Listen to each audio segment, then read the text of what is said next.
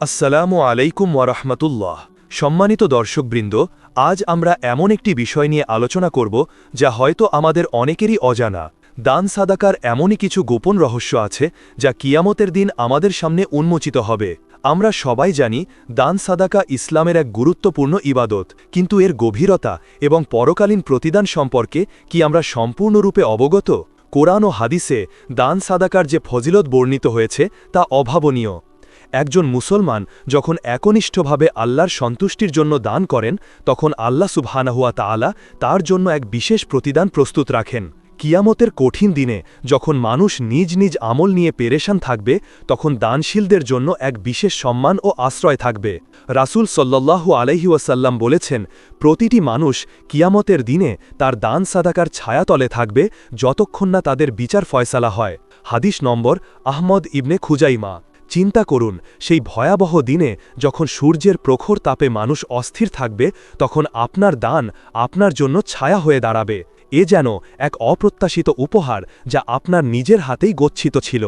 দানের একটি গুরুত্বপূর্ণ দিক হল এর গোপনীয়তা। আল্লাহ তাআলা গোপনে দানকারীকে বিশেষ মর্যাদা দেন।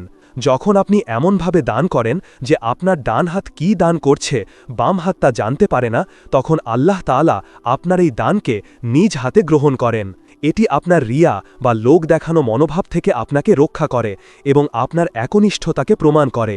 এই গোপনীয়তার ফলস্বরূপ কিয়ামতের দিন আল্লাহ তাআলা আপনাকে আরশের ছায়ায় আশ্রয় দেবেন।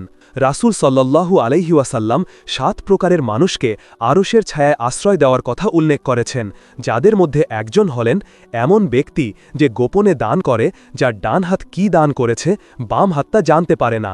হাদিস নম্বর বুখারী মুসলিম। দান সাদাকা শুধু আখিরাতের জন্যই নয়, দুনিয়াতেও এর অসংখ্য উপকারিতা রয়েছে। এটি আপনার বিপদাপদ দূর করে, রিজিকে বরকত আনে এবং রোগ মুক্তি দান করে। রাসূল সাল্লাল্লাহু আলাইহি ওয়াসাল্লাম বলেছেন, সাদাকা বিপদাপদ দূর করে। হাদিস তিরমিজি। আমরা প্রায়শই দেখি যারা দানশীল তাদের জীবনে অদ্ভুতভাবে সমস্যার সমাধান হয়ে যায়। এটি আল্লাহর পক্ষ থেকে এক বিশেষ সাহায্য যা দানের মাধ্যমে অর্জিত হয়। দান সাদাকা আপনার গুনাহ মাফ করার অন্যতম উপায়। আল্লাহ তাআলা বলেন, যদি তোমরা প্রকাশ্যে সাদাকা দাও তবে তা উত্তম, আর যদি গোপনে অভাবগ্রস্তদের দাও তবে তা তোমাদের জন্য আরও উত্তম, এবং এতে তোমাদের কিছু পাপ মোচন হবে।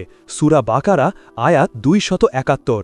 কিয়ামতের দিন যখন গুনাহের বোঝা হালকা করার প্রয়োজন হবে, তখন আপনার দান সাদাকা আপনার জন্য মুক্তি হিসাবে কাজ করবে।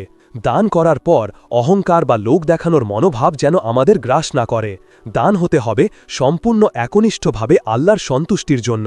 আল্লাহ তাআলা বলেন, হে মুমিনগণ, তোমরা তোমাদের সাদাকাকে কষ্ট দিয়ে ও খোঁটা দিয়ে নষ্ট করো না, যেমন সে ব্যক্তি নষ্ট করে যে নিজের ধন সম্পদ মানুষকে দেখানোর জন্য ব্যয় করে। সূরা বাকারা আয়াত 264। তাই আমাদের মনে রাখতে হবে, দানের পর তা নিয়ে প্রচার করা বা কারো কাছে খোঁটা দেওয়া এর সওয়াবকে বাতিল করে দেয়। পরিশেষে আসুন আমরা সবাই দানের এই মহৎ ইবাদতের প্রতি আরও বেশি মনোযোগী হই। ক্ষুদ্র হোক বা বৃহৎ, আমাদের সামর্থ্য অনুযায়ী নিয়মিত দান করার অভ্যাস গড়ে তুলি, কারণ এই দানই কিয়ামতের দিন আমাদের জন্য সুপারিশকারী হবে, আমাদের গুনাহ মাফ করাবে এবং আল্লাহ সুবহানাহু ওয়া তাআলার আরশের ছায়ায় আশ্রয় লাভের কারণ হবে ইনশাআল্লাহ। আল্লাহ তাআলা আমাদের সবাইকে একনিষ্ঠভাবে দান করার তৌফিক দান করুন। আসসালামু আলাইকুম ওয়া রাহমাতুল্লাহ।